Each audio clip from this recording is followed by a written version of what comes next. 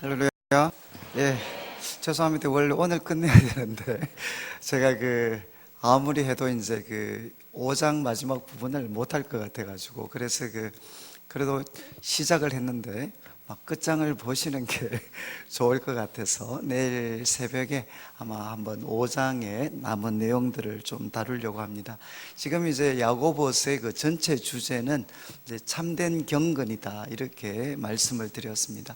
그런데 이제 이 참된 경건과 관련해서 이제 야고보께서 가르치셨던 게 이제 1장에서는 먼저 아주 현실적인 문제입니다. 그러니까 우리들의 삶에 피할 수 없는 것이 이제 외적인 어려움, 그러니까 이제 시험인데 외적인 어려움입니다. 이 외적인 어려움이 올 때 우리가 어떻게 해야 되는가 하는 것을 이제 4가지로 이제 교훈을 해 주셨습니다. 그러니까 참 기쁘게 여기면서 끝까지 인내하고, 그리고 이제 지혜를 구하고, 그리고 이제 자기 자신이 얼마나 하나님 앞에 높은 사람인가 하는 것을 자랑하고, 또 하나님이 인정하실 때까지 우리가 잘 참아야 된다. 그래서 혹시 우리 성도님들 가운데 지금 이제 어려움이 있으신 분들은 이 4가지 말씀을 붙잡고 한번 이렇게 기도를 하시게 되면 아마 많은 은혜들을 누리실 수가 있습니다. 그리고 이제 또 하나는 외적인 어려움보다도 더 무서운 게 뭔가 하면 그것은 내적인 유혹입니다. 유혹. 그래서 우리 성도들은 대부분 이 외적인 어려움에서 넘어지시는 분들은 많지 않습니다. 왜냐하면 그러면 이제 기도하기 때문에. 우리 그리스도인들은 어려울 때 하나님께 나와서 기도하게 되면 하나님이 인내할 수 있는 힘을 주시고, 또 우리가 얼마나 귀한 사람인지 하나님이 확인도 시켜주시고, 그래서 하나님이 인정하실 때까지 참을 수 있는 그런 힘과 능력을 이제 하나님이 우리에게 주십니다. 그런데 이제 이 외적인 어려움보다 사실은 더 파괴적인 것은 이 내적인 유혹입니다. 그래서 이 유혹은 한번 넘어지게 되면 너무 많은 대가를 지불을 해야 됩니다. 그래서 제가 예를 들었던 다윗 같은 사람, 여러분 많이 들으셨겠지만 다윗의 삶은 딱 2가지로 나누어집니다. 그러니까 밧세바 사건 이전과 밧세바 사건 이후. 그러니까 밧세바 사건 이전의 다윗은 정말 아름다웠습니다. 그리고 삶에 많은 고난이 있었지만 거기에는 하나님을 향한 노래와 또 아름다운 찬양이 있고, 그리고 그 위기들을 하나님의 도우심 가운데 언제나 이렇게 새로운 기회로 바꾸어가는 참 아름다운 사람이었습니다. 그런데 이제 밧세바 유혹에 굴복한 이후에 다윗의 삶은 하나님이 나단 선지자를 통해 주신 것처럼 이제 칼이 떠나지 않았습니다. 칼이 그 집에서 떠나지 않는 그런 고통들을 이제 다윗이 경험을 하게 됩니다. 그러니까 참 이제 우리 성도님들이 이렇게 더 긴장해야 되는 것은 이 유혹입니다. 유혹. 그래서 이 유혹이 올 때 어떻게 해야 되나? 이제 하나님이 주셨다라고 생각하면서 그것을 합리화시키지 말고, 유혹의 그 뿌리는 내 욕심에 있다라는 거 기억하고, 이 욕심은 정말 파괴적이다. 욕심을 품으면 반드시 우리는 죄라는 자식을 낳습니다. 그리고 이 죄라는 자식은 자라서 우리들의 삶에 사망과 같은 고통을 가져다 줍니다. 이렇게 파괴적이기 때문에 이제 우리는 참 이 욕심을 뿌리쳐야 된다는 겁니다. 그리고 이제 야고보께서 가르치셨던 게 속지 마라. 정말 각양 좋은 은사와 온전한 선물은 누가 주시는 거냐? 빛들의 아버지이신 하나님이 주시는 거다. 욕심을 통해서 얻을 수 있는 게 아니고 빛들의 아버지이신 하나님이 주시는 것이다. 그리고 우리는 이 유혹에 굴복하기에는 너무 귀한 사람이다. 그래서 말씀을 통해서 끊임없이 내가 하나님 앞에 얼마나 귀한 사람, 하나님의 새로운 창조의 첫 열매가 우리들이고, 우리는 이제 진리의 말씀으로 거듭난 사람이기 때문에 우리들의 질이 뭔가 하면 우리들의 본질은 바로 진리입니다. 진리. 욕심에 굴복할 때 기쁜 게 아니라 진리를 따라갈 때 우리는 기쁜 자들입니다. 이렇게 귀한 사람이기 때문에 이제 욕심을 뿌리쳐야 된다. 그리고 이제 야고보께서 가르치신 것은 이 험한 세상에서 참된 경건이 무엇인지 확인하고 이것을 항상 유지시켜 가려면 무엇보다도 말씀과의 관계가 너무나도 중요하다. 그래서 말씀과의 관계는 어떻게 해야 되겠습니까? 듣기를 속히 해야 된다.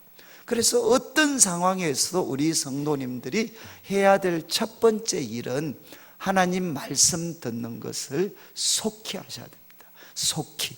그리고 이제 무엇을 천천히 통제해야 되느냐? 말과 함께 분노를 통제해야 된다.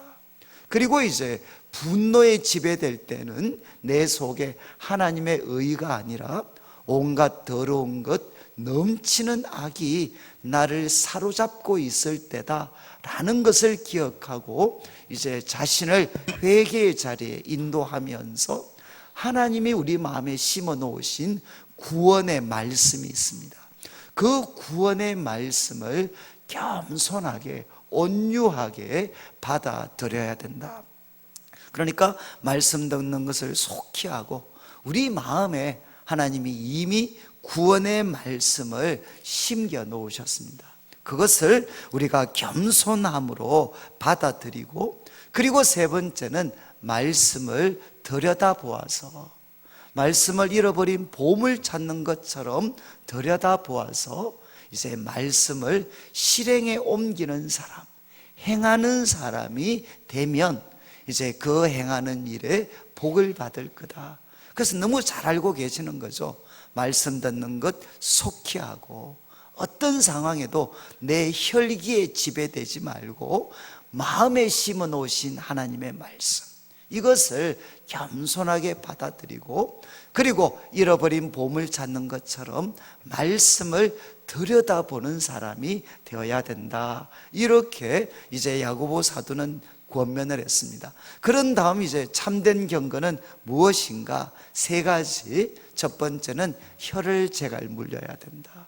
참된 경건의 사람은 혀를 제갈 물려야 되고, 그리고 두 번째는 과와 과부를 그 환난 중에 돌아보는 사람이 되고, 그리고 세 번째는 자기를 지켜서 세속에 물들지 않는 사람, 이 사람이 참된 경건의 사람이다 라고 야고보는 이야기를 했습니다.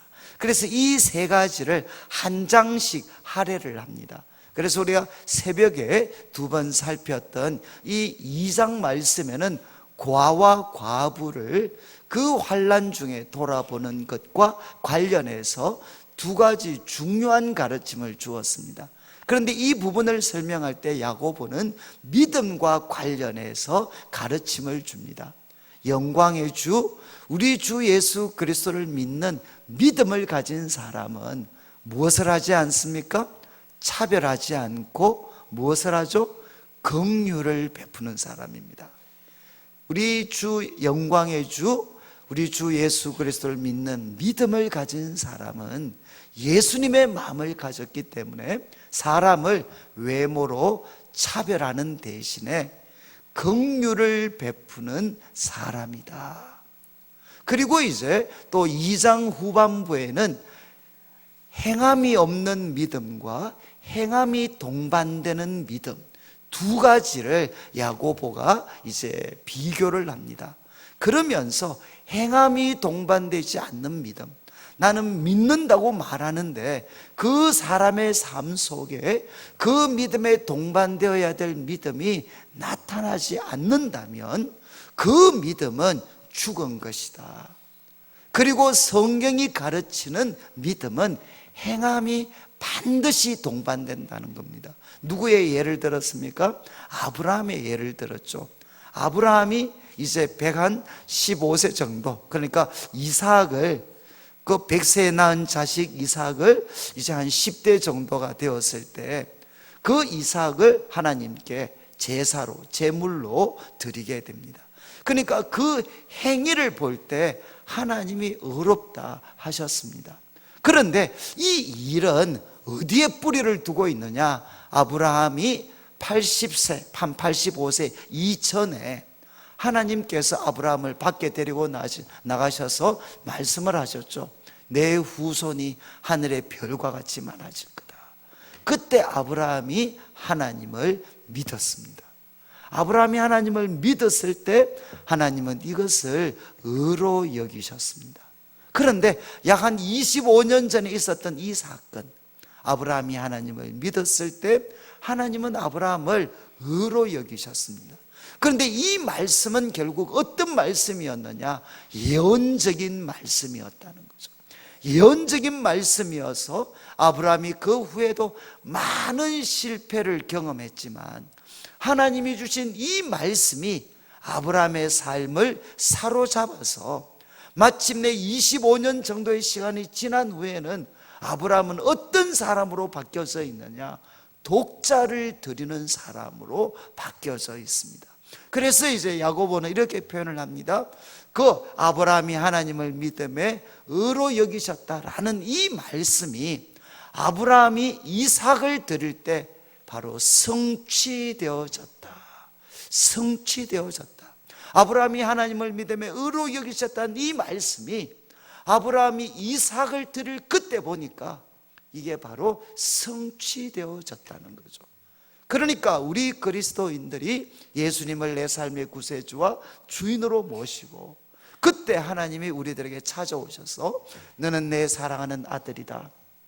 그리고 너는 내 사랑하는 딸이다. 내가 너를 참 기뻐하고 너는 의인이다.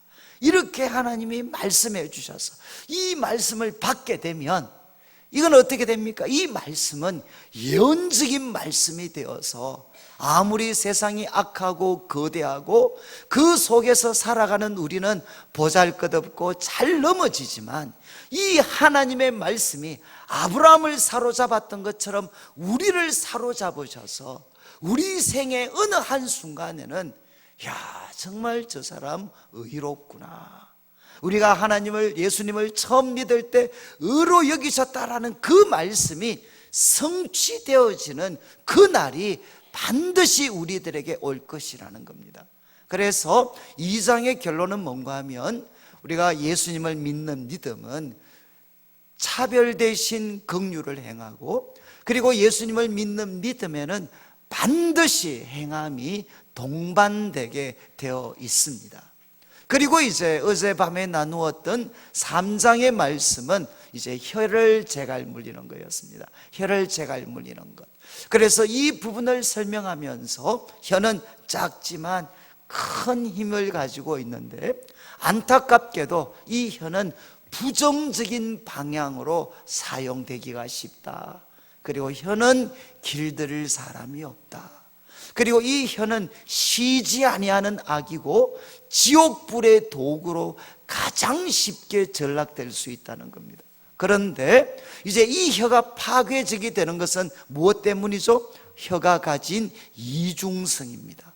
혀가 이중적이 될 때, 하나님을 찬송하는 혀가 사람을 저주하는 이중적인 모습을 가지게 될 때 혀는 치명적인 고통, 치명적인 악으로 나타나게 됩니다. 그러면서 이제 야고보 사도는 우리에게 두 가지 종류의 지혜를 말씀을 드렸습니다. 여러분, 세상적이고 정욕적이고 마귀적인 지혜가 있습니다. 여러분, 교회 지도자들도, 교회 영적인 지도자들도 세상적이고 정욕적이고 마귀적인 지혜에 영향을 받을 수 있습니다. 무엇을 보면 안다고 했죠? 동기입니다. 동기. 내가 이 지혜를 사람들 앞에 나타내는 동기가 무엇이냐? 독한 시기, 내가 남들보다 더 나은 사람으로 인정받고 싶어하는 그 시기심, 그리고 이제 자기 야망, 다툼이라는 것은 자기 야망이라고 했습니다. 지금 내가 성경 구절을 이야기하고 고상한 신학적인 언어를 사용한다 할지라도 우리 마음 중심에 독한 시기와 다툼이 있다면 이것은 뭐라는 거죠? 세상적이고 정욕적이고 마귀적인 지혜다. 그리고 또 하나 검토해야 될 것이 무엇이냐? 지금 내가 말하는 지혜가 행동으로 옮겨진다면 어떤 결과가 나타날 것인가? 그 결과, 성경과 그리고 신학적인 언어를 사용한다 할지라도 그 지혜가 행동으로 옮겨졌을 때 혼란과 모든 악한 일이 일어나는 거라면 그것은 세상적이고 정욕적이고 마귀적인 지혜라는 것입니다. 그러니까 이것은 이제는 입 밖에 내면 안 된다는 거죠. 대신 우리는 무엇의 지배를 받아야 되느냐? 위로부터 난 지혜에 사로잡혀야 된다는 거예요. 이거는 교회 지도자들이 항상 기도해야 되는, 항상 깨어서 기도해야 되는 기도의 제목입니다. 위로부터 난 지혜를 소유하게 해 주십시오. 그런데 이 위로부터 난 지혜는 무엇이냐? 첫 번째 뭐라고 했습니까? 깨끗합니다. 시기심과 자기 야망으로부터 벗어나 있는 하나님이 주시는 깨끗함, 하나님을 사랑하고 이웃을 진심으로 사랑하는, 거기에는 성결합니다. 깨끗합니다. 그리고 두 번째는 무엇이냐? 화평하고 사람을 평화로 묶어줄 수가 있습니다.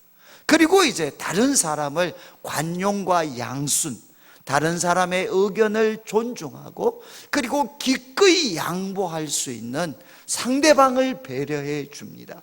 그러니까 무엇이 가득하냐? 긍휼과 선한 열매가 가득합니다.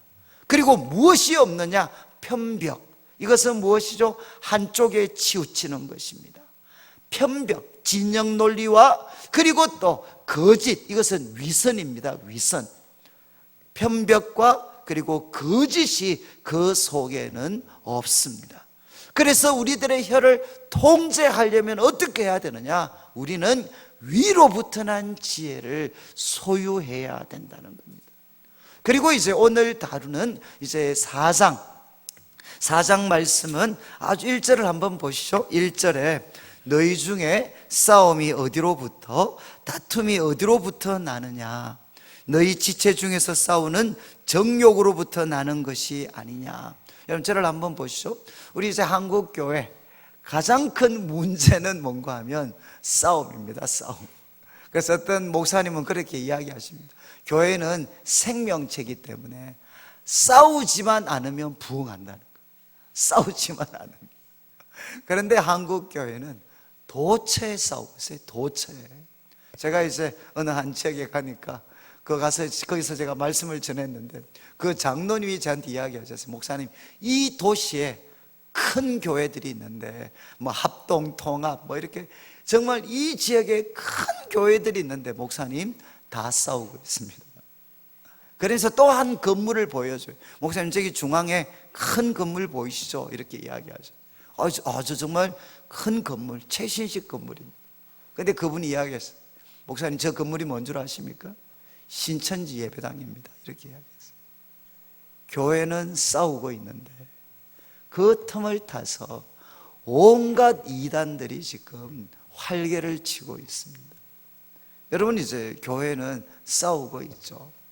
그리고 또 세상도 싸우고 있습니다. 이거는 이제 외국 가면 제일 자주 보는 거죠. 한국 사람들은 정말 똑똑합니다. 머리가 좋습니다. 그런데 한국 사람들의 어쨌든 약점이 뭔가 하면 자꾸 싸우는 거죠. 남이 잘 되는 것을 잘 못 봅니다. 그래서 우리는 다분히 야곱 족속입니다. 야곱 족속. 그래서 참 우리는 교회도 싸우고 그리고 또 나라, 이 사회도 지금 싸우고. 그래서 이제 1절 질문, 왜 싸우냐? 여러분, 제가 여러분들한테 묻습니다. 왜 싸웁니까? 왜?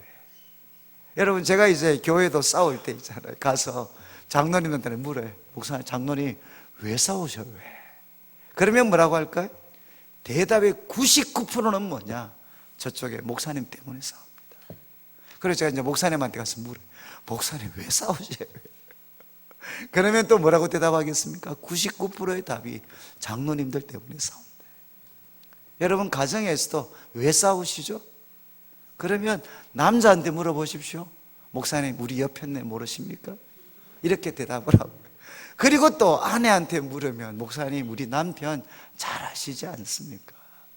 그러니까 사람들한테 물으면 왜 싸우냐 라고 물으면 99%의 대답은 뭔가 하면 상대방에게 이유가 있습니다. 바로 저 사람 때문에 싸운다는 거예요. 저 사람 때문에. 그렇지 않습니까? 그런데 지금 야고보의 답은 뭐죠? 싸움이 어디로부터, 다툼이 어디로부터 나느냐? 너희 지체 중에서 싸우는 정욕, 너희 지체 중에서 치열하게 싸우고 있는 그 정욕, 그 욕망이 너희들을 싸우게 만들고 있다는 겁니다. 다른 말로 하면 싸움의 원인은 누구한테 있느냐? 상대방에게 있는 게 아니고 네 속에 있다는 것. 아직 만족되지 못한 그 강렬한 욕망이 바로 싸우도록 우리를 부추기고 있다는 것. 여러분 첫 번째 이것만 여러분들이 기억하시면, 여러분 싸움의 원인은 상대방에게만 있는 게 아니라 내 속에 만족되지 못한 욕망, 이 욕망이 우리를 자꾸만 싸우도록 부추긴다는 것입니다. 그리고 두 번째는 2절을 보시면 너희는 욕심을 내어도 얻지 못하고 살인하며 시기하여도 얻지 못합니다. 여러분 정말 우리가 욕심을 내어도, 그리고 때로는 살인하면서 시기하여도 그것을 얻지 못합니다. 그러니까 어떻게 되느냐? 우리는 또 다투고 싸우고 있습니다. 그런데 2절 마지막 너희가 얻지 못함은 뭐라고 했죠? 너희가 얻지 못함은 구하지 아니하기 때문이다. 여러분 이것은 기도와 관계되는 책에는 빠지지 않는 구절입니다. 빠지지 않는 구절. 여러분 우리가 원하는 것을 얻을 수 있는 최고의 방법은 무엇이냐? 여러분 만족되지 못한 욕망이 싸움의 원인이라고 말씀을 드렸어요. 그러면 싸움은 언제 끝나느냐? 이 욕망이 채워지면 돼. 그런데 이 욕망을 채울 수 있는, 다른 말로 하면 참된 만족에 도달할 수 있는 길이 무엇이냐? 내가 참된 만족을 얻을 수 있는 길이 무엇이냐? 둘 중에 하나입니다. 싸워서 내가 싸워 이겨서 참된 만족을 얻을 것이냐, 아니면 다른 길은 무엇이라는 겁니까? 2절 마지막에 너희가 얻지 못함은 구하지 아니하기 때문이요. 여러분 우리가 원하는 것을 얻을 수 있는 방법은 둘 중에 하나입니다. 하나는 싸워서 이기는 것입니다. 또 하나의 방법은 무엇이냐? 하나님께 구하는 것입니다. 둘 중에 하나를 선택하라는 거죠. 그런데 야고보 사도가 2절에서 계속 강조하는 것은 무엇입니까? 싸움을 통해서는 진정한 만족에 도달할 수가 없습니다. 우리가 진정한 만족에 도달할 수 있는, 싸움을 끝내고 진정한 만족에 도달할 수 있는 길은 무엇이냐? 그것은 하나님께 구하는 것이라는 겁니다. 자, 그런데 이제 3절을 보시면 이렇게 말씀을 들으면 아마 성도님들 중에도 다 이런 좀 불만이 있으시죠. 목사님 근데 구해도 안 주시던데요. 아니 저 정말 열심히 기도했는데 하나님은 안 주십니다. 이런 분들을 위해서 3절이 준비되어 있습니다. 구하여도 받지 못함은 정욕으로 쓰려고 잘못 구하기 때문이다. 여러분 이 만족되지 못한 욕망, 이 정욕이라는 게 얼마나 무서운가 하면 기도까지도, 하나님께 드릴 수 있는 가장 고귀한 행동 기도까지도 변질시킬 수가 있다는 것입니다. 여러분 이거는 정말 무서운 거죠. 그래서 우리 한국 사람들의 기도는 무엇입니까? 안 믿는 사람들은 그렇게 이야기합니다. 기복적인 기도다, 그렇게 이야기하죠. 여러분, 이제 기복적인 기도와 성경이 이야기하는 참된 기도의 차이점이 무엇이겠습니까? 여러분, 기복적인 기도는 무엇이죠? 결국은 내 뜻을 이루는 것입니다. 내 뜻을. 그러니까 하나님을 누구한테 맞추는 것이냐? 나한테 맞추는 것입니다. 그런데 성경이 이야기하는 참된 기도는 무엇이죠? 하나님께 나를 맞추는 것입니다. 그래서 우리 예수님께서 아버지, 나의 원대로 마시고 아버지의 원대로 하시기를 원합니다. 그리고 여러분, 예수님이 가르쳐 주신 기도 3가지, 예수님이 가르쳐 주신 기도의 처음 3가지가 무엇이죠? 이렇게 한번 기도 드리셨어요? 요즘 우리 목사님 통해서 이제 듣기는 우리 주기도문과 또 사도신경이나 이런 것들 지금 공부하고 계신다는데 정말 중요합니다. 예수님께서 가르쳐 주신 기도 첫 번째가 뭐죠? 아버지, 아버지의 이름이 거룩히 여김을 받기를 원합니다. 그리고 두 번째는 무엇입니까? 아버지의 나라가 임하시기를 원합니다. 그리고 세 번째는 아버지의 뜻이 이루어지기를 원합니다. 여러분, 이 주기도문의 처음 3가지 기도는 무엇이냐? 우상을 무너뜨리는 기도입니다. 그 다음 나오는 게 무엇이죠? 이제 일용할 양식을 주십시오. 그리고 우리가 우리에게 죄 지은 자를 사하여 준 것 같이 우리 죄를 사하여 주시고 우리를 시험에 들지 않도록, 그리고 다만 그 유혹 배후에 있는 그 근원적인 악에서부터 우리를 건져 주십시오. 이 기도의 순서가 너무 중요해. 그러니까 예수님께서 우리에게 가르쳐 주셨죠. 기도의 최고수가 되시는 우리 예수님께서 우리에게 기도를 가르쳐 주셨어요. 혹시 속을 한번 해보시죠. 하늘에 계신 우리 아버지, 아버지의 이름이 거룩히 여김을 받으시기를 원하십니다. 거룩히 여김을 받으시기를 원합니다. 속에서 어떤 소리가 들립니까? 아무 소리 안 들리셔요? 이런 소리 안 들리십니까? 진짜가 진짜냐, 진짜. 아버지의 이름이 거룩히, 저는 이 기도를 드릴 때마다 항상 딱 나누어서 합니다. 먼저는 아버지, 내 속에서 아버지의 이름이 가장 귀하게 여김을 받기를.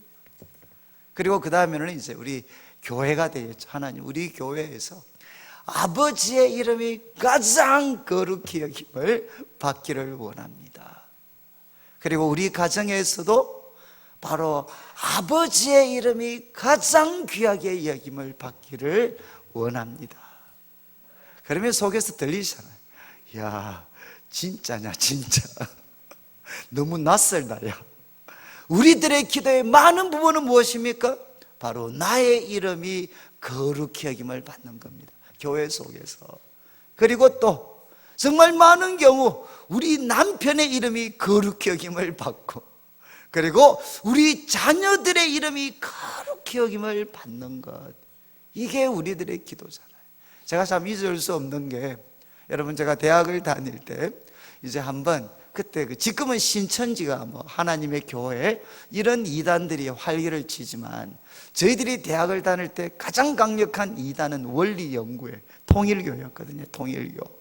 그런데 이 통일교회들이 그 많은 돈과, 그리고 참 이렇게 지적인 그런 어떤 사람들을 통해서 한번, 옛날에 기억나실지 모르겠어요. 80한 3, 4년도에 조중동 이런 그 중앙신문에다가 양면의 전면 광고로 예수님은 실패자였다, 이런 전면 광고를 실었던 적이 있습니다.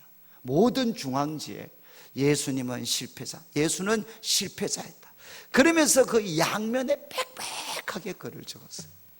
그런데 정말 충격적인 것은 아무도 그거에 대해서 반박하는 글을 한국교회가 적지를 못했습니다. 그런데 그때 이제 나중에는 좀 그분도 조금은 안 좋게 되셨을 수도 있는데, 한 그 선교단체 그 대표 간사가 되시는 분이 자기 전세금을 털어서 이제 반박문을 실었어요. 그 중앙지에다가. 그런데 이제 그 선교사님이 이제 학교에 오셔가지고 한번 설교를 하셨습니다. 그래서 제가 그곳에 가서 설교를 들었는데 그분이 이런 이야기를 하시더라고요. 야, 정말 저 이단들은 교회의 치명적인 약점을 알고 있다는 거예요.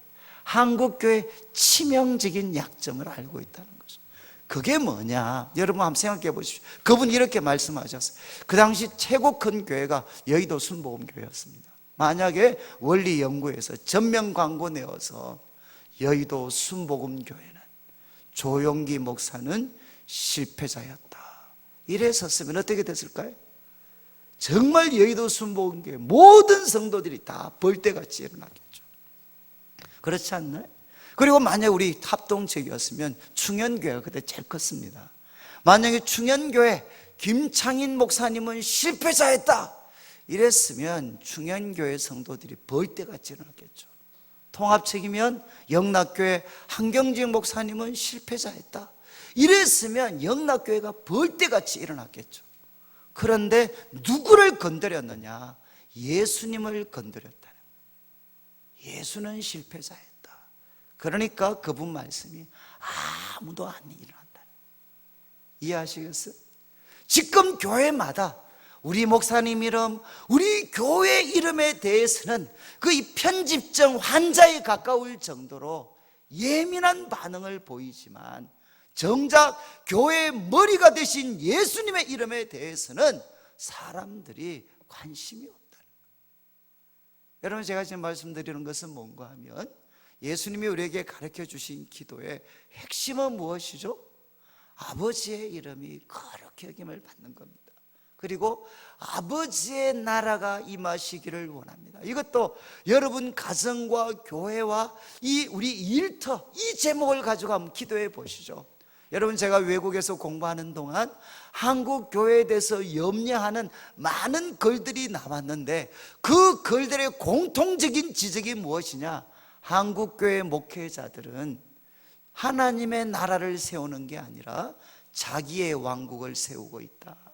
이게 나름대로 뜻있는 한국교회를 사랑하는 뜻있는 외국 목회자들의 공통적인 지적입니다.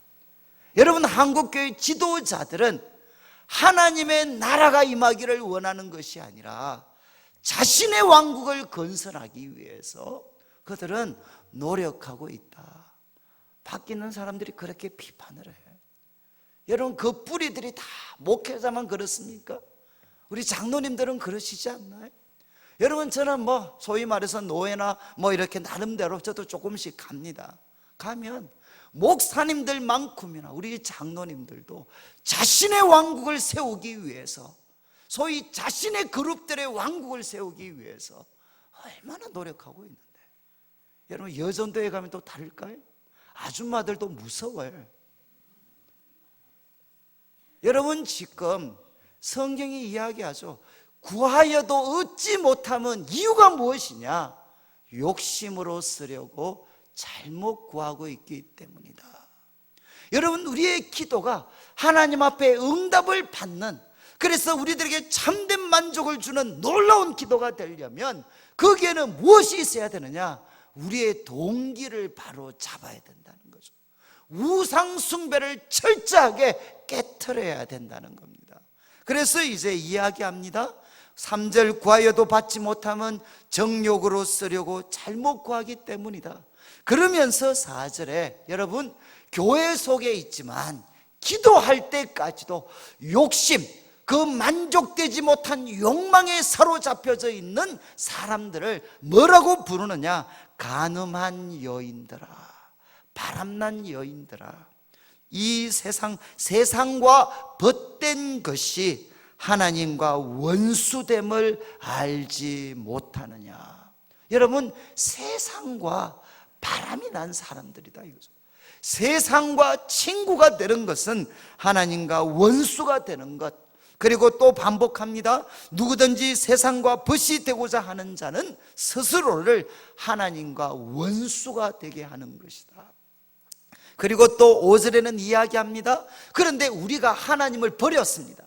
하나님을 버리고 세상이라는 새로운 남자를 선택을 했어요. 그런데 하나님께서 우리를 거들떠 보시지도 않고 철저하게 외면했다면 우리가 하나님께 등을 돌이켜서 세상과 바람이 났다 그래도 어떻게 보면 나름대로 정당화시킬 수 있어요.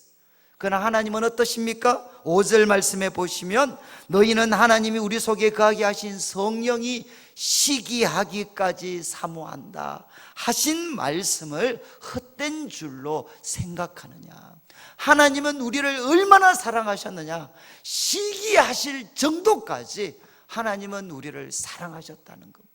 그런데 바로 이 하나님을 버리고 세상과 친구가 되어서 만족되지 못한 욕망에 사로잡혀서 살아가는 삶, 기도할 때까지도 이 욕심에 사로잡혀서 살아가는 삶, 이것은 간음한 여인이고 하나님과 원수가 되는 길이고, 여러분 이 사람이 가는 곳에는 무엇을 피할 수가 없느냐? 싸움과 다툼을 피할 수가 없다는 것입니다.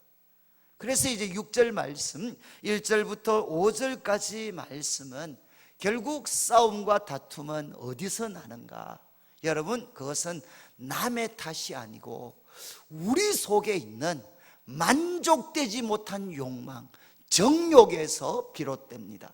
그리고 참된 만족에 도달할 수 있는 길은 싸움과 정욕에 지배되는 것이 아니라 그것은 하나님께 구하는 것이고, 무엇보다 무엇을 깨끗하게 해야 되느냐? 우리들의 마음을, 우리들의 동기를 하나님 보실 때 정결하게 해야 되죠.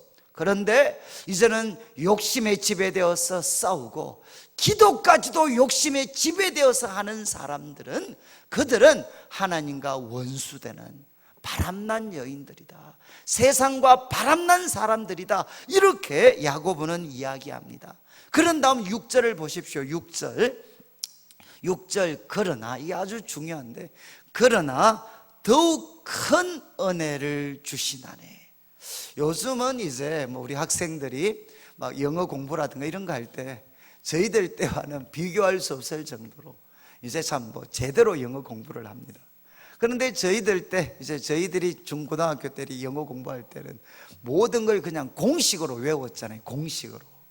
그래서 저는 그렇게 공부를 했던 사람이라서, 여러분 더욱 큰 은혜를 받았다, 이걸 이제 영어 번역 같은 거 보면 더욱 큰 은혜를 받았다. 그러면 그렇게 공부한 사람의 불치병이 뭐냐? 아, 이거 비교급이네. 비교급, 원급, 비교급, 최상급. 아, 이거 비교급이네. 그런데 여러분 비교급이면 반드시 뭐가 나와야 되죠? 전치사가 뭐가 나와야 됩니까? 비교급이 떴다, 뭐하다든가, 이 비교급이 딱 뜨면 뒤에는 뭐가 나와야 되나? then이 나와야 돼. then. 무엇보다 비교의 대상이 나와야 되잖아요. 그렇지 않습니까? 이게 제가 이제 아직도 공부한 지가 한 40년이 지났는데도 아직도 이제 후유증에 시달리고 있어요. 그러니까 더욱 큰 은혜, 그러면 은혜 받기 전에 비교급이다. 그리고 영어 성경 보면 뒤에 then이 나와야지, then. 그런데 여러분 여기 보시면 더욱 큰 은혜를 주시는데 then이 나와야 되는데 비교의 대상이 있습니까? 없습니까? 여러분 없잖아요. 더욱 큰 은혜를 주신다. 무엇보다 더욱 큰 은혜를 주시나요?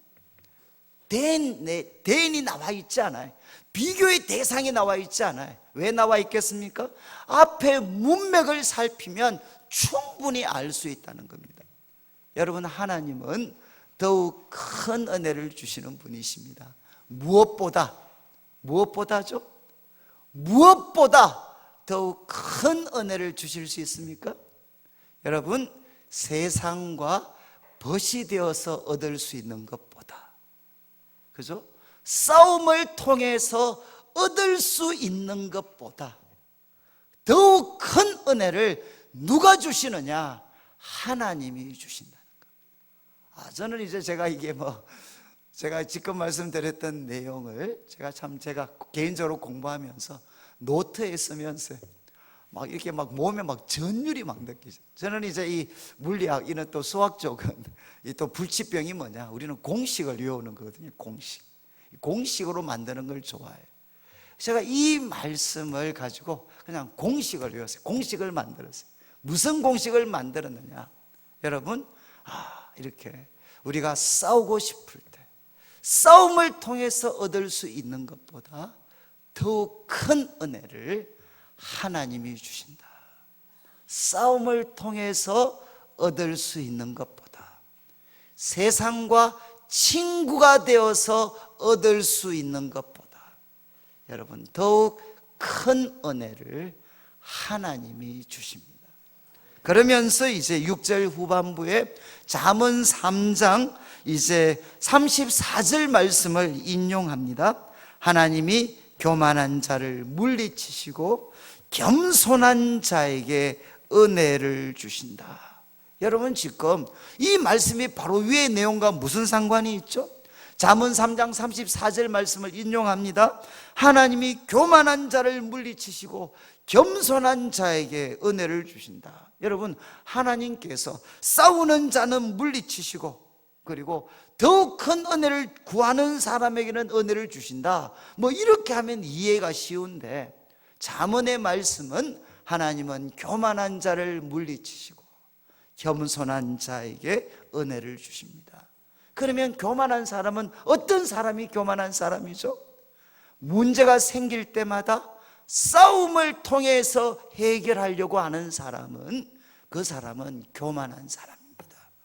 그렇지 않나요? 지금 문맥을 통해서 보면 싸움을 통해서 세상과 친구되는 방법을 통해서 문제를 해결하고 참된 만족을 얻으려고 하는 사람은 그것은 교만한 사람입니다. 그러나 겸손한 사람은 누구죠? 싸우고 싶을 때 그때도 바로 문제가 내 속에 있다는 것을 인정하고 여러분 자신을 깨끗하게 하면서 무엇을 합니까? 하나님께 더욱 큰 은혜를 구하는 사람이 누군가 하면 겸손한 사람이라는 것입니다. 여러분은 어느 편에 서 있는 것 같습니까? 싸움을 통해서 해결할 수 있는 것, 세상과 짝해서 세상의 방법대로 문제를 해결하려고 하는 사람은 교만한 자고 하나님은 그들을 물리치십니다. 그러나 바로 싸우고 싶은 상황 속에서도 하나님 말씀을 따라서 그 싸움의 원인이 내 속에도 있다라는 것 인정하고 자신을 고치면서 하나님께 더욱 큰 싸우는 대신에 하나님께 더욱 큰 은혜를 구하는 사람이 겸손한 자들이고 하나님은 이들에게 은혜를 주십니다.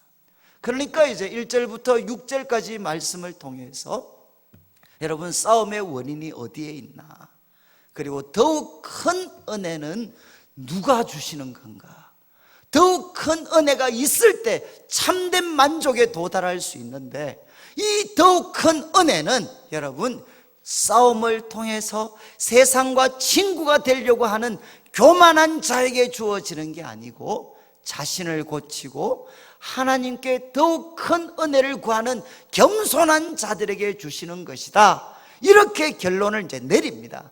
그런 다음 7절에 이제 이 말씀에 비추어서 야고보 사도는 4가지 조언을 합니다. 4가지 이제 우리에게 말씀을 합니다. 첫 번째가 7절, 그런즉 너희는 하나님께 복종할지어다.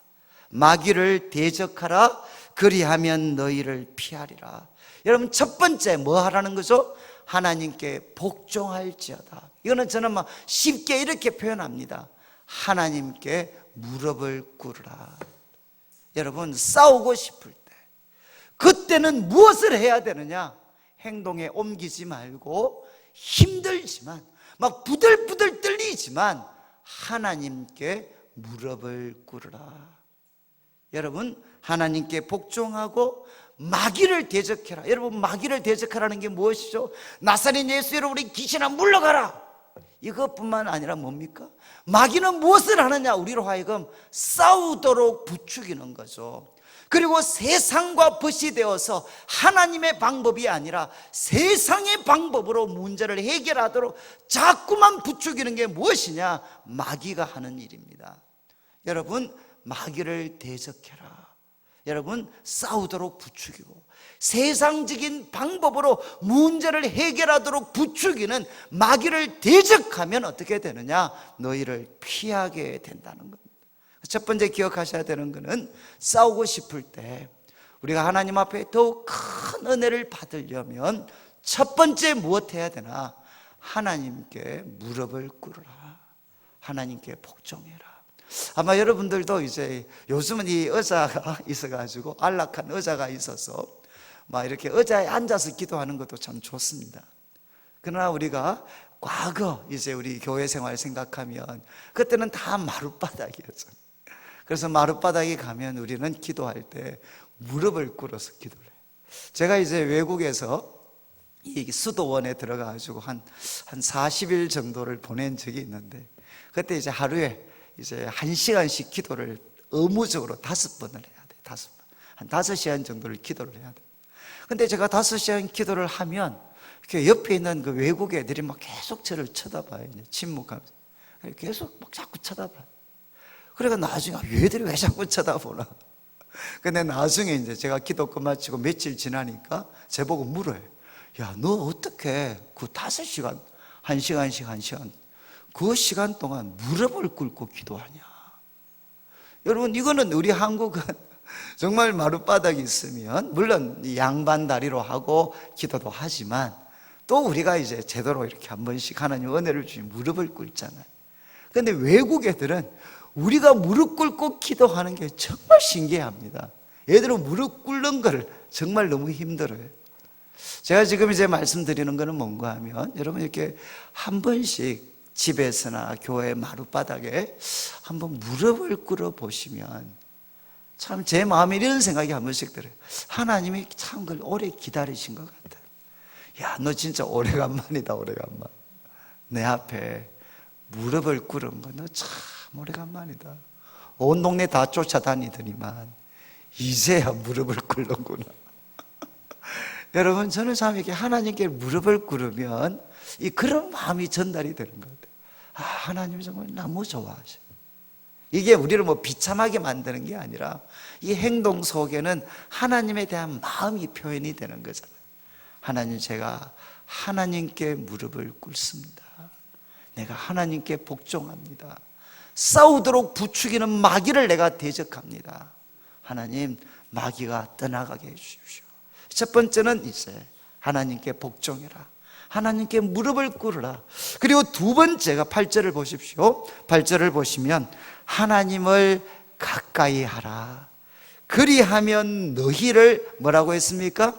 가까이 하시리라. 여러분, 두 번째 뭘 해야 되죠? 하나님을 가까이 해라. 약속이 있습니다. 그리하면 너희를 가까이 하시리라. 여러분, 제가 이제 이 구절은 제가 참 잊을 수가 없는 게, 저는 우리 청년들을 섬기면서 우리 청년들한테 참 이렇게 롤 모델이 될 수 있는 그런 성경적인 인물이 좀 누가 있을까 생각했을 때 저는 이제 제일 많이 우리 청년들한테 가르쳤던 사람이 이제 요셉과 다윗과 다니엘이었어요. 이 세 사람은 공통적으로 평신도들이었습니다. 그런데 참 특별히 저는 이 요셉의 삶이 너무 감동적이었어요. 너무. 여러분, 그렇지 않나요? 제가 이제 그 난지도에 있을 때, 난지도에 적지 않는 분들이 이렇게 돌아가실 때, 과거니까 80년대 한 중후반 정도 많은 분들이 그 돌아가실 때 간암으로 돌아가실, 간암으로. 술을 워낙 많이 먹어가지고. 근데 왜 술을 먹느냐? 저는 난지도에 왜 사람이 난지도까지 흘러들어왔나? 과거에 여러분, 제가 83년도에 난지도를 처음 한번 가봤어요. 근데 정말 같은 서울 하늘 아래 이런 곳이 있을 수 있나? 정말 요즘 뭐 아프리카, 아시아의 그 빈민 지역에 그 쓰레기 더미에 천막이 있고 이런 데 있잖아요. 애들은 막 헐벗은 모습으로 앉아있는, 그게 80년대 초에 난지도의 모습이었어요. 저는 정말, 저도 정말 가난한 동네에서 살았는데 이런 곳이 있을 수 있나, 이런 곳이. 그런데 이제 그분들과 좀 교제를 하면서 어떻게 이곳까지 왔나. 저는 난지도를, 사람들은 좀 죄송합니다, 완전 막 좀 괴물인 줄 알았어요, 사실은. 이런 악당들, 막 저는 그렇게 생각을 했어요. 근데 보니까 너무나도 순박한 그래서 우리 집 사람은 제가 난지도에서 한 3년 반 정도 있었는데 그때를 가장 그리워합니다. 왜냐하면 그 가난했지만 그분들에게는 무엇이 있나? 정말 정이 있었어요. 정말 순수한 사랑이 있었어요. 그런데 이 좋은 분들이 왜 난지도까지 이렇게 오셨나? 근데 그 중에 상당 부분은 결국 속아서 고향에서 조상적부터 물려받은 전답에다가 부족함 없이 사는데 서울 갔던 친척이 한번 와서 조금 어려우니까 한번 도장 하나만 찍어주면 내가 꽃 금방 해결해 줄게. 그래서 정말 참 이렇게 사랑하는 마음으로 이렇게 도장 하나 찍어줬는데 그게 보정선거잖아요. 그래서 재산 다 날려버리고 결국 어떻게 됐느냐? 몸뚱아리 하나밖에 안 남았어요. 그래서 이분이 야밤에 이제 애들 데리고 거기를 고향을 떠나서 도주하는 거죠. 그래서 난지도에 흘러 들어오셨어요. 그래서 이분들이 이야기를 해. 내 인생이 망가뜨린 놈들. 근데 자기 삶이 망가지는 거는 그래도 견디겠는데 자기 애들이 망가지는 거죠. 난지도에 있는 애들은 많은 경우에 여자애들은 중학교 졸업하면 대부분 애들이 술집으로 갑니다. 그리고 남자애들은 중학교를 졸업하면 상당수가 소년원으로 가요. 거기는 교회를 다니는 애와 다니지 않는 애가 하늘과 땅 차이입니다. 그러니까 애들이 망가지는 거죠. 그 망가지는 자기 아들들을 보면서 이분들이 분노에 견디지를 못해. 그러니까 이제는 뭐 좀 과하게 표현하면 술 드시다가 피토하고 죽을 때까지 술을 마시는 거죠. 그러면서 치를 떨어요. 내 인생을 망가뜨린 놈, 그리고 또 내 자식들을 망가뜨린 놈, 그러면서 막 치를 떨어요. 저는 이제 그런 모습을 난지도에서 조금씩 봤습니다. 그러다가 요셉의 삶을 보니까 이게 이해가 안 되는 거죠. 여러분, 요셉은 어떻습니까? 바로 부잣집의 사랑을 독차지하는 아들인데 어느 순간에 지금 이집트의 종으로, 보디발의 종으로 와 있습니다.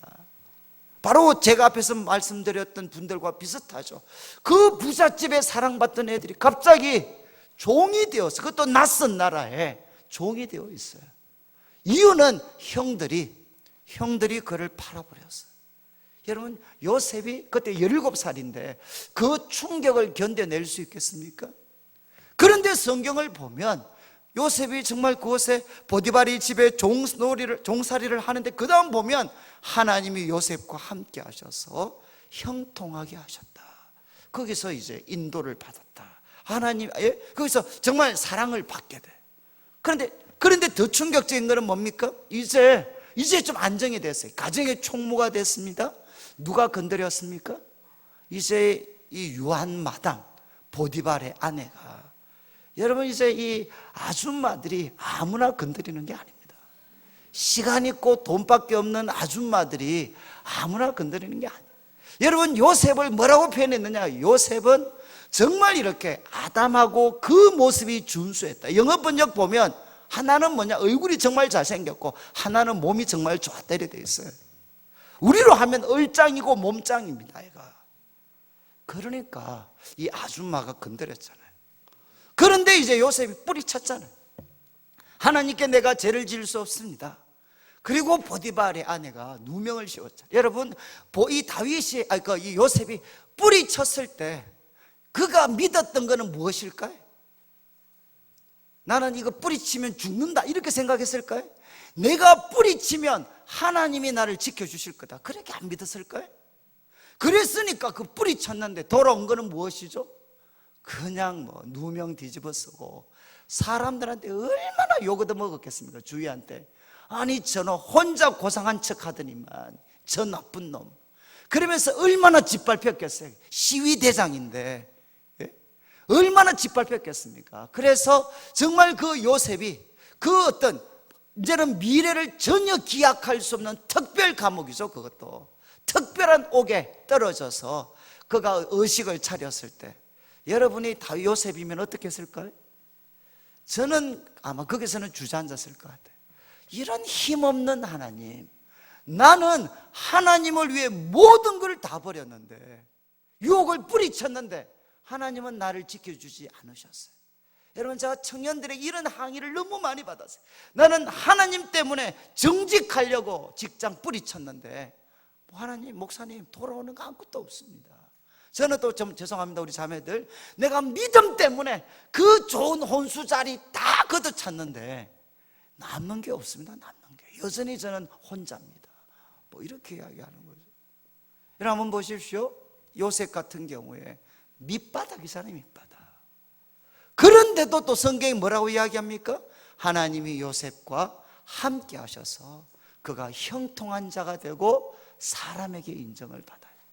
저는 이 장면이 이해가 안 되는 거죠. 아니, 여러분, 제가 우리 둘째가, 저희들이 외국에 한 5년 있었는데 우리 둘째 이름이 조셉이었어요. 요셉이었어요, 요셉. 그래서 제가 기도했어요.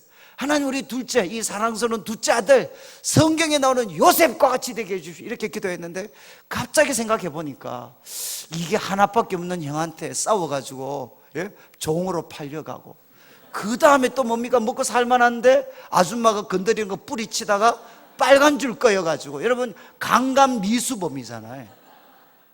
그러니까 제가 기도했다가 바로 제가 10분도 안 돼요. 하나님, 취소하겠습니다. 요셉처럼 안 돼도 괜찮으니까 하나밖에 없는 형하고 사이좋게 지내고 빨간 줄 없이 멀쩡하게 살게 해주십시오. 여러분, 이제 요셉의 삶은, 그런데 어떻게 요셉이 이렇게 험한 세월을 살았는데도 하나님과 함께하는 이런 어떤 삶을 살 수 있었을까? 이게 저한테는 항상 궁금해서. 그런데 제가 야고보서를 묵상을 하다 이 말씀이죠. 여 하나님을 가까이 하라, 그리하면 너희를 가까이 하시리. 이 말씀을 읽을 때 정말 어떻게 보면 전혀 상관이 없을 수도 있는데 비로소 요셉의 삶이 갑자기 이해가 되는 거예요. 아, 요셉에게 일어난 일이 어쩌면 이 일이었을 수 있겠구나. 요셉이 형들에게 미움을 받아서 보디발의 집에 노예로 팔려왔을 때도 그거 어떻게 했겠습니까? 하나님께 그 마음의 모든 분노와 서러움을 다 하나님께 쏟아부었겠죠. 그러니까 어떻게 했습니까? 하나님은 그에게 위로를 주셨어요. 그리고 하나님이 주신 꿈을 기억하고 내 인생은 아직 끝난 게 아니야, 하나님께서 요셉을 위로해 주셨죠. 그리고 보디발의 아내의 누명을 쓰고 그 특별한 감옥에서 피투성이가 되어서 쓰러져 있다가 의식이 깨어났을 때도 어떻게 했겠습니까? 정말 이제 하나님께 그 어떤 아픔과 분노와 서러움과 이 모든 것들을 하나님께 쏟아부었겠죠. 그러니까 어떻게 합니까? 하나님은 이 요셉을 가까이 해주셨어요. 저는 이 노래 중에 이제 그 디즈니에서 나온 이 이집트 왕자죠, 이 요셉을 주인공으로 한. 그래서 이 주제가가 You know better than I 라는, 당신이 나보다 더 잘 알고 계십니다.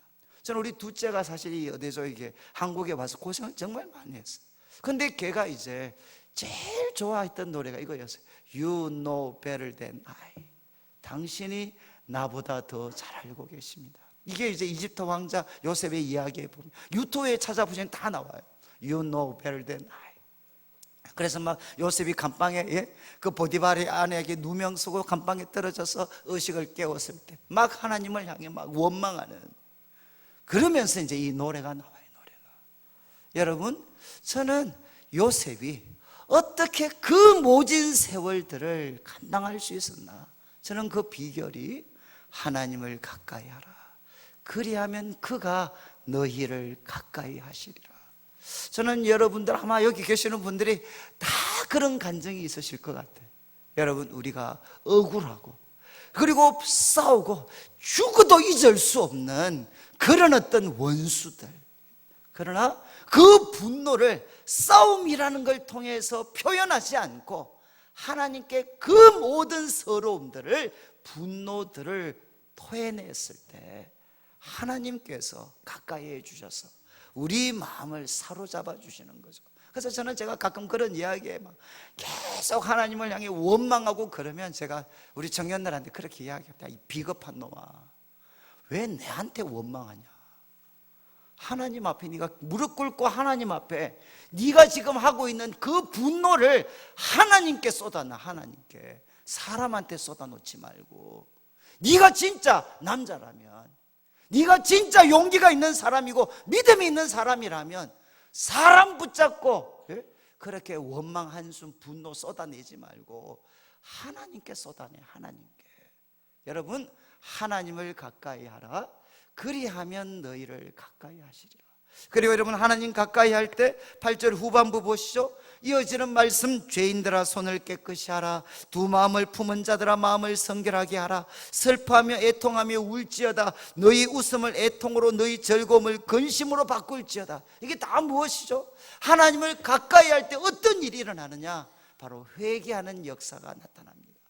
여러분, 우리가 하나님께 가까이 하면 우리들의 손이 더럽혀져 있는 거 알고 있습니다. 그래서 손을 깨끗이 할 수 있고, 우리가 두 마음을 품고 있는 사람이라는 것 하나님께서 깨닫게 해주셔서 우리 마음을 성결하게 하고, 그래서 슬퍼하고 애통하며 울게 되는, 그래서 하나님 앞에 회개하게 되는 놀라운 역사들이 일어나게 된다는 겁니다.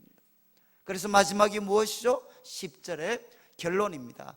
주 앞에서 낮추어라. 하나님 앞에서 너를 낮추어라. 그리하면 주께서 너희를 높이시리라. 여러분, 이거는 좀 이런 표현이 그런데 성경에 나오는 성경에 나오는 성공 공식입니다. 어떻게 하면 우리가 높고 성공한 삶을 살 수 있느냐? 그 비결은 뭔가 하면 주 앞에서 자기를 낮추는 사람입니다. 주 앞에서 자기를 낮추어라. 그리하면 주께서 너희를 높이시리라. 여러분, 이제 야고보 사도께서 싸움에 대한 말씀을 하셨습니다. 여러분, 싸움의 원인은 어디 있습니까? 바로 내 속에 있는 욕망에 있습니다. 정욕에 있습니다. 그리고 여러분, 싸움은 이 문제에 대한 올바른 해결책이 아닙니다.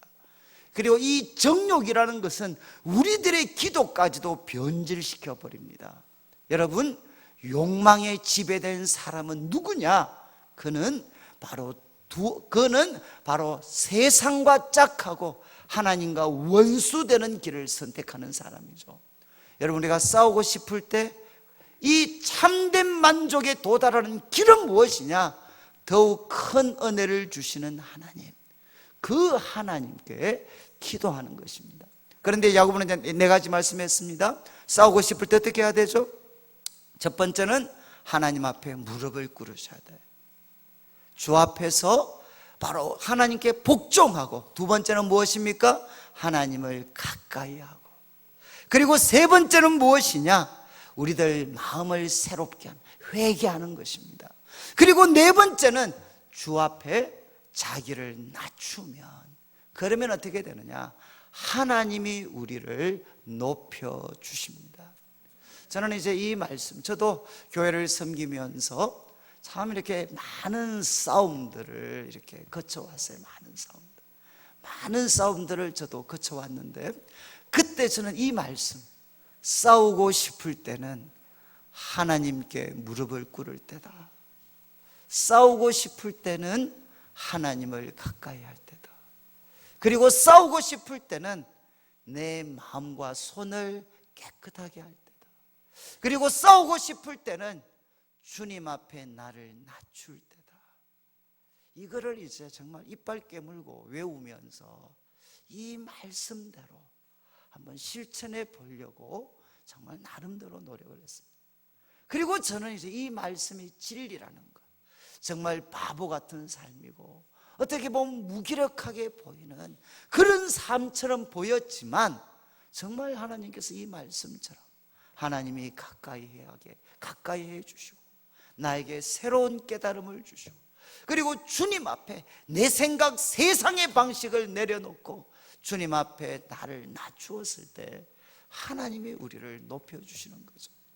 저는 여러분, 앞으로 교회에서도 가정에서도 일터에서도 싸울 수밖에 없는 상황이 생길 때, 저는 여러분들이 그 기회를 하나님께 무릎을 꿇고 하나님 가까이 하고 자신을 고치고 주님 앞에 자신을 낮추는 기회로 삼으셔서 하나님이 가까이 해주는 인생, 주님이 높여주시는 여러분의 인생이 되시기를 주님의 이름으로 축원합니다. 이제 나머지 11절부터 5장 6절까지는 제가 그냥 간단하게 말씀을 드리면 이 세 부류의 사람이 나옵니다. 이 세 부류의 사람은 누구냐? 주님 앞에 자신을 낮추어야 될 사람입니다. 바로 앞에 나왔던 주 앞에서 낮추어라. 지금 하나님 앞에서 자신을 특별히 낮추어야 될 세 부류의 사람을 이야기하고 있습니다. 그래서 첫 번째는 누구죠? 11절에 형제들아 서로 비방하지 마라. 주님 앞에 자기를 낮추어야 될 첫 번째 부류의 사람은 형제를 비방하는 사람입니다. 형제를 비방하거나 형제를 판단하는 자는 곧 율법을 비방하고 율법을 판단하는 자다. 그러면서 이야기하죠. 너가 만일 율법을 판단하면 율법의 준행자가 아니요 재판관이로다.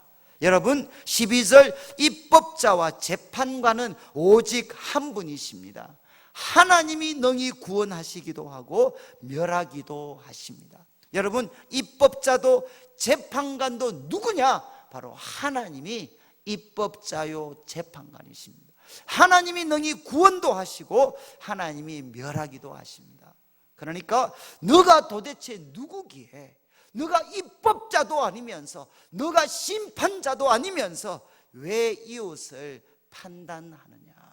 여러분 혹시라도 여러분들 가운데 이제 우리가 신앙생활을 좀 오래 하다 보면 특별한 은사가 개발이 되잖아요. 이렇게 비방하고 판단하는데 거의 이렇게 막 뭐라고 하죠? 이렇게 꼭 그 사람들의 속을 꿰뚫어 보는, 다른 사람의 눈에는 보이지 않는, 그러나 자기 눈에만 보이는 그 상대방의 약점들, 악한 동기들 뭐 이런 거 다. 그래서 자꾸만 교회 속에 어떤 사람이 나오느냐? 판단하는 사람이 나와요. 판단하는 사람. 특히 이거는 오래 교회 다니신 분입니다. 오래 교회 다니신 분. 여러분 예수님 말씀하셨잖아요. 비판하는 자는 비판하지 마라 그러면서 뭐라고 하셨죠? 내 눈에 들보가 있는데 왜 남의 눈에 그 티를 보고 난리를 치냐? 여러분 그래서 저는 이제 이 어떤 판단하는 사람, 비방하는 사람은 제가 조금 압니다. 어떻게 아느냐? 눈초리를 보면 알아요. 눈초리를 보면. 한번 보시죠. 생각을 해보십시오. 지금 눈앞에 들보 같은 게 막고 있는데, 들보가 막고 있는데 그 약간의 빈틈을 타서 상대방에게 있는 티를 발견해내야 돼. 엄청난 집중력을 가져야 됩니다. 그리고 또 앞에는 들보가 막고 있으니까 어떻게 봐야 되죠? 사람을 볼 때 째려봐야 돼. 그러니까 양쪽이 굉장히 발달이 되어 있습니다. 이 사이드 쪽이. 저는 여러분 이제 첫 번째 자기를 낮춰야 될 사람이 누구냐? 형제를 비방하는 사람입니다. 형제를 비방하거나 판단하는 사람. 근데 이거는 목회자들이 제일 많이 하잖아요. 제가 지금도 참 저도 이렇게 과거에 막 선지자적인 열정으로 이 독사의 자식들아 그러면서 막 이렇게 비방하고 판단했던 적이 있어요. 근데 제가 이제 그 수영로 교회 원로 목사님이셨던 정필도 목사님이 저희들을 모아놓고 이제 한번 목회에 성공할 수 있는 비법을 한 가지 가르쳐 주겠대. 그게 뭔가 하면 이렇게 말씀을 하지. 저희들한테 혹시 좀 죄송합니다. 성도들 중에 A급, B급, C급이 있다. A는 정말 말씀은 너무너무 잘 듣고, 근데 C급은 뭡니까? 딴짓하고 뭐 이런 분들이 있잖아요. 그러면 당신들은 설교할 때 누구한테 초점을 맞추냐? 이렇게 물었어요. 저는 누구한테 초점을 맞춰왔겠습니까? C 쪽이었어요. 그 C만 보면 갑자기 선지자적 파토스가 열정이 막 살아나요. 이 독사의 자식들 막 그래. 그러면서 이제 그 C를 향해서 막 설교를 했어요. 기대하는 거는 뭐죠? C가 돌아서서 A가 되기를. 그런데 여러분 결과가 어떻습니까? 정 목사님 말씀이 자기도 그렇게 했는데 결과가 뭐냐? C는 안 바뀌고 A가 C가 되더라고요. 이해하시겠어요? 이해하시겠어요? 그래서 이게 마음을 바꿔요.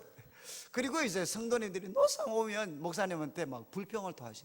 아니 우리가 목사님한테 A급 성도들이 우리가 이렇게 목사님한테 잘해주는데 날마다 주일마다 독사의 자식들아. 그런데 이제 이 마음을 이제 하나님이 깨닫게 해주셔서 이제 비방하거나 판단하지 말자. 그래서 누구를 보고 설교하기 시작했느냐? A급 성도들을 보고 설교하기 시작해요. 그분들을 보니까 어떻습니까? 너무 기분이 좋아요. 그리고 감사해요. 막 기뻐요. 사랑스러워요. 그래서 그분들을 대상으로 막 설교를 했어요. 어떤 일이 생겼겠습니까? 여러분, A는 그대로 있고 C가 A가 됐어요. 그런데 왜 그렇게 됐냐 이러니까 C급 성도들이 이야기하는 거죠. 우리가 이렇게 나쁜 짓 하는데도 목사님이 우리를 사랑하시는구나, 저렇게 좋아하시는구나, 저렇게 기뻐하시는구나. 그러니까 우리 목사님 속썩이면 안 돼. 이렇게 우리를 향해 변함없는 사랑을 갖고 계시는 목사님을 속썩이면 안 되지. 그러면서 죄송하지만 C가 A로 다 올라오고, 이거는 제가 그냥 하나의 목회의 그냥 지혜시지만 여러분 똑같습니다. 여러분 자꾸 비방하고 판단하면 다 무너집니다. 다 무너져요. 그런데 그 부족함과 연약함이 있지만 우리가 믿는 것은 무엇이죠? 그 부족함과 연약함을 예수님의 보혈이 씻어주셨잖아요. 그리고 우리 속에는 누가 계십니까? 성령님이 계셔서 그 부족하고 연약한 사람을 흠도 없고 티도 없는 영광스러운 사람으로 성령님이 만들어 가실 거잖아요. 그러니까 우리는 그들에게 어떻게 해줘야 되느냐? 예수님의 이름으로 성령의 도우심을 의지해서 그들의 삶을 긍정해 줘야 되는 거죠. 하나님이 당신을 향해 놀라운 계획을 갖고 계시고 하나님이 반드시 당신의 삶을 그분의 사랑과 능력과 지혜로 축복해 주시고 정말 당신을 하나님의 작품이 되게 하실 겁니다. 그러면서 그들의 삶을 주 예수 그리스도의 이름으로 긍정해 주고 축복해 줘야 되는 거죠.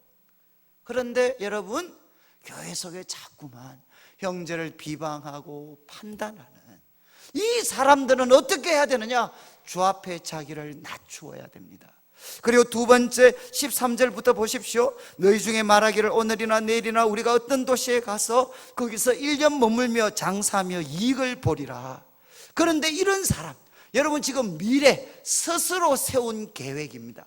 여기에 13절에 하나님이라는 표현이 하나도 없어요. 자기 스스로 계획을 세웁니다. 내가 오늘이나 내일이나 어떤 도시에 가서 거기서 1년 머물고 장사하면서 내가 돈을 왕창 벌 거야. 이렇게 스스로 세운 계획에 사로잡혀서 살아가는 사람들, 그들을 향해 이제 야고보는 이야기하죠. 주 앞에 자신을 낮추어라.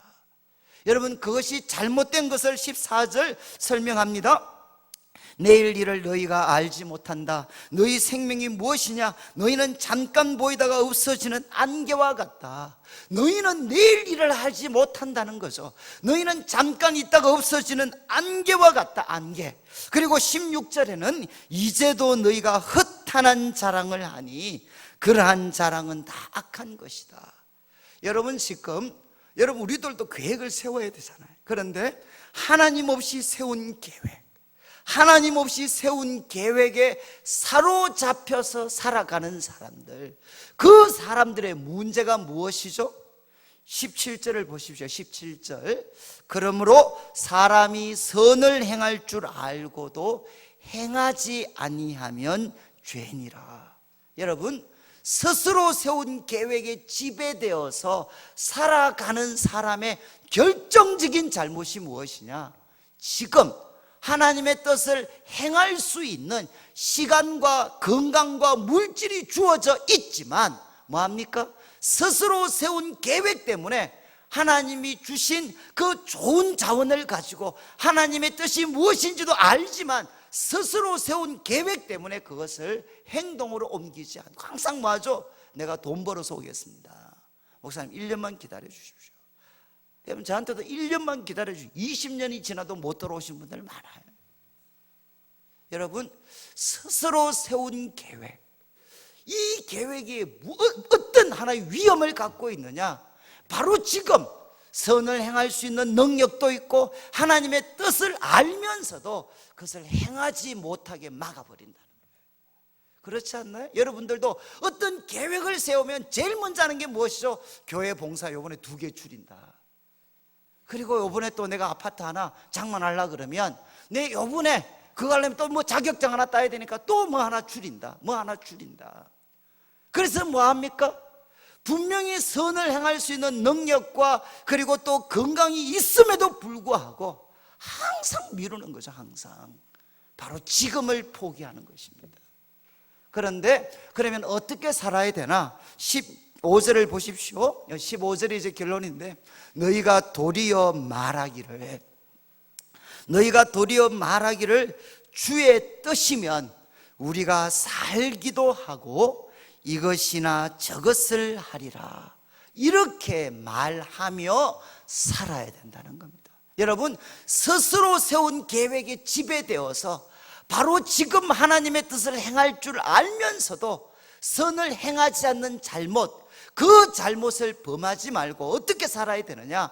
여러분, 이 번역이 조금 약한데 주의 뜻이면, 영어 번역은 if he wills, 그분이 뜻이 있어서, 그분에게 뜻이 있기 때문에 뭐 하느냐? 나는 오늘 살아 있습니다. 여러분, 하나님이 원하셨기 때문에, 하나님에게 뜻이 있기 때문에 나는 오늘 지금 살아 있습니다. 그런데 하나님께서 오늘 이 하루를 우리에게 주실 때 그분의 뜻이 이것이면 이것을 하고, 하나님이 나에게 이 하루를 주실 때 뜻이 저것이면 나는 저것을 하겠습니다, 이렇게 말하며 살라는 것입니다. 여러분, 스스로 세운 계획이 아니라 오늘 하루를 주실 때 하나님의 뜻, 그 하나님의 뜻에 지배되어서 살아가야 된다는 거죠. 저는 참 이 말씀을 정말 저는 이제 좋아하는데, 하나님의 뜻이 있기 때문에 저는 오늘 살아 있습니다. 이 하루를 저에게 주실 때 하나님의 뜻이 이것이면 이것을 하고, 하나님의 뜻이 저것이면 저것을 할 수 있도록 하나님 저를 도와주십시오.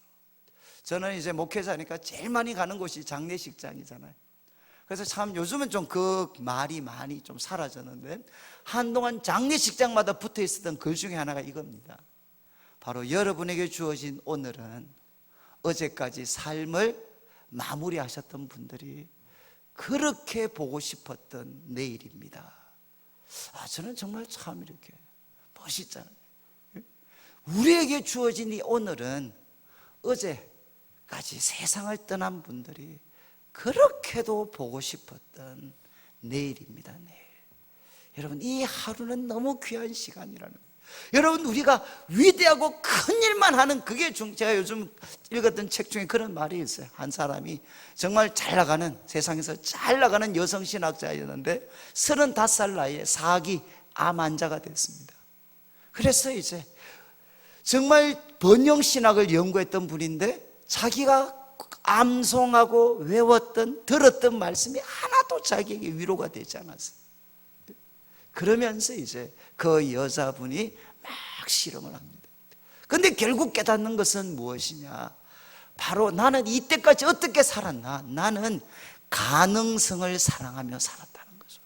나는 곧 학위를 받을 거야. 학위 받고 나면 나는 좋은 대학교의 교수가 될 거야. 그리고 나는 좋은 사람을 만날 거고, 우리 자식들은 이렇게 될 거고. 그러니까 항상 가능성만 사랑하고 거기에만 초점을 맞추면서 살았다는 거예요. 근데 하나님이 깨닫게 해주신 게 그게 바로 교만의 죄다. 너가 빠뜨렸던 게 무엇이냐? 가능성을 사랑하지 말고 지금 주어진 바로 현실, 바로 지금 주어진 이 순간을 사랑해야 되는데, 이 순간을 너는 사랑하지 않고 언제나 미래에 바뀌어질 가능성에만 너는 거기에만 초점을 맞추어서 항상 너한테 주어졌던 순간은 다 흘러보내버렸다는 것입니다. 여러분, 저는 우리 성도님들이 이번 이 부흥회를 통해서 단 거 몰라도 바로 오늘을 붙잡을 수 있는 사람이 되셔야 돼요. 여러분, 우리가 미래의 놀라운 가능성도 사랑해야 되지만, 여러분, 하나님의 뜻이 있기 때문에 나는 오늘 살아 있습니다. 그리고 나에게 이 하루를 주신 하나님의 뜻이 이것이면 이것을 하고 저것이면 저것을 하겠습니다. 그렇게 살라는 거죠. 마지막 이제 5장 1절에 부자들 보고 이렇게 이야기합니다. 너희에게 임할 고생으로 말미암아 울고 통곡해라. 부자들이 범할 수 있는 몇 가지 잘못을 보십시오. 2절에 너희 재물은 썩었고 너희 옷은 좀 먹었다. 여러분, 혹시 이런 분 계시나요? 여러분 집에 돈이 썩어 있어요. 그리고 옷은 좀 먹어 있습니다. 혹시 이런 분들 계시나요? 옷은 좀 먹은 분들이 좀 계실 것 같아요. 왜 돈이 썩었겠습니까? 왜 옷이 좀 먹었겠습니까? 쌓아두었으니까. 하나님께서 물질을 주신 것은 하나님의 목적을 위해서 청지기적으로 바르게 사용하라고 주셨는데, 욕심 때문에, 미래에 대한 두려움 때문에 항상 이것을 쌓아두니까 어떻게 되느냐? 재물이 썩어버리고 옷은 좀 먹어버렸다는 거죠. 이런 부자가 범할 수 있는 첫 번째 잘못이 무엇이냐? 하나님의 뜻대로 사용하지 않고 썩을 때까지 쌓아두기만 하는 것입니다. 그리고 두 번째가 무엇이죠? 3절에 금과 은이 녹이 서는데 이 녹이 너희에게 증거가 될 거다, 같은 말입니다. 그리고 불같이 너희 살을 먹으리라 너희가 말세에 재물을 쌓았다. 금과 은까지 녹이 선 게 무엇이겠습니까? 사용하지 않고 쌓아두기만 했으니까 첫 번째 잘못은 쌓아두는 것입니다. 두 번째 4절 말씀 잘 그렇게 쌓아두는데 4절에 보라 너희 밭에서 추수한 품꾼에게 주지 아니한 삭시 소리 지르며 그 추수한 자의 우는 소리가 만군의 주의 귀에 들렸느니라. 두 번째 범할 수 있는 죄는 무엇이죠? 그렇게 쌓아두었는데 누구한테는 인색합니까? 품꾼에게는 인색하는 거죠. 품꾼에게는, 이거는 2000년 전입니다. 그 추수할 품꾼에게는 삭슬을 주지 않습니다. 그런데 5절에 정말 일했던 품꾼에게는 정당한 대가를 지불하지 않으면서 5절 너희가 땅에서 사치하고 방종하며, 사치와 방탕에 빠져 있고 사륙의 날에, 이 무서운 말이죠. 사륙의 날에, 이거는 여러분 마치 짐승이 도살장 가는 날입니다. 살육의 날에 하나님의 심판은 너희들에게 무엇이 될 것이냐? 살육의 날이 될 거다. 너희 마음을 살찌게 하였다. 그리고 또 6절에 네 번째 잘못이 무엇입니까? 너희는 의인을 정죄하고 죽였다. 그는 너희에게 대항하지 않았다. 그들은 가지고 있는 돈을 가지고 철저하게 정의를 왜곡시켰다는 것입니다. 그래서 의인을 정죄하고 죽여버렸습니다. 여러분, 부자들이 범할 수 있는 이 네 가지 잘못 기억하셔야 돼요. 부자들은 하나님의 청지기가 되지 않고 재물을 쌓아두는 그 잘못에 빠질 수 있습니다. 그러면서 두 번째, 함께 일하는 품꾼들에게는 정당한 대가를 지불해 주지 않습니다. 남에게는 인색하고 자기 자신에게는 한없이 사치와 방탕에 빠져 있습니다. 그리고 정의를 왜곡시키면서 의인을 정죄하고 죽여버립니다. 여러분, 이것이 부자가 될 때 가질 수 있는 위험성이죠. 부자가 될 때 가질 수 있는 위험성. 여러분, 얼마나 부자가 하나님 뜻대로 사는 게 어렵다면 예수님 뭐라고 하셨죠? 부자가 천국에 들어가는 것은 약대가 바늘길을 통과하는 것과 같다. 그만큼 이 돈이 가지고 있는 하나님과 우리들에게 큰 장벽이 생기게 하는 이 강력한 힘이 부 속에 있다는 겁니다. 그러니까 부자가 될 때마다 우리는 어떻게 해야 되느냐? 주님 앞에 더 자신을 낮추어야만, 그래서 이 부를 하나님 위해서 사용할 수 있는 사람이 되지 못하면 이 부는 우리들에게 재앙이 될 수가 있다는 거죠. 그래서 오늘 말씀 마무리하면 이제 11절부터 5장 6절에는 여러분 주님 앞에 자신을 낮추어야 되는 세 부류의 사람을 설명했습니다. 첫 번째는 형제를 비방하는 자입니다. 비방하는 대신에 형제를 축복해 주는 우리 성도님들이 되시고, 그리고 두 번째는 여러분 자기 스스로 세운 계획에 지배되어서 하나님이 오늘 우리에게 주신 이 하루, 이 순간을 놓치는 잘못을 범하지 말고 하루하루마다 주님의 뜻이 있어서 하나님 오늘 나는 살아있습니다, 이 하루를 주실 때 주님의 뜻이 이것이면 이것을 하고 저것이면 저것을 하겠습니다. 나의 계획이 아니라 하나님의 뜻에 지배된 우리들의 삶이 되고, 마지막으로는 여러분 부자가 가질 수 있는 위험, 그 위험들을 철저히 기억하면서 하나님 앞에 자신을 낮추어서 하나님의 청지기로 살아가는 우리 성도님들이 되시기를 원합니다. 그래서 오늘 말씀을 통해 여러분 싸움 대신에 그 싸울 수밖에 없는 상황을 하나님을 가까이 하고 하나님께 자신을 낮추는 기회로 삼아서, 저는 제일 소망이 그겁니다. 우리 성도님들이 하나님 앞에 자신을 낮추고 가까이에서 하나님이 높여주시는 인생이 되고, 여러분 하나님이 높여주시는 인생이 되어서도 여러분 부자가 빠질 수 있는, 저는 우리 한국교회 가장 큰 아픔이 뭐죠? 한국교회는 성공한 못난이들이 너무너무 많습니다. 성공할 때까지는 그렇게 하나님을 가까이 하다가 부자가 되고 나면 하나님을 떠납니다. 여러분, 한국교회 부자가 없어서 교회가 약해진 게 아닙니다. 여러분, 바로 부자가 되었지만, 부자가 되었어도 다윗처럼 주님 앞에 자신을 낮출 수 있는 사람이 되어야만 다시금 한국교회는 살아날 수가 있습니다. 하나님을 가까이 하셔서 하나님이 높여주시는 삶, 그리고 하나님이 높여주셔서도 여전히 하나님을 가까이 하는 그런 우리 성도님들이 되셔서 우리 성도님들의 삶이 요셉처럼, 다윗처럼, 다니엘처럼 이 시대에 빛난 삶이 되시기를 주님의 이름으로 축원합니다. 우리 말씀 기억하면서 한 번만 우리 같이 기도드리고 우리 목사님 나오시겠는데, 하나님, 제가 하나님 가까이 하게 하여 주옵소서. 주님 앞에 내 자신을 낮추게 하여 주시옵소서. 우리 같이 기도드리겠습니다.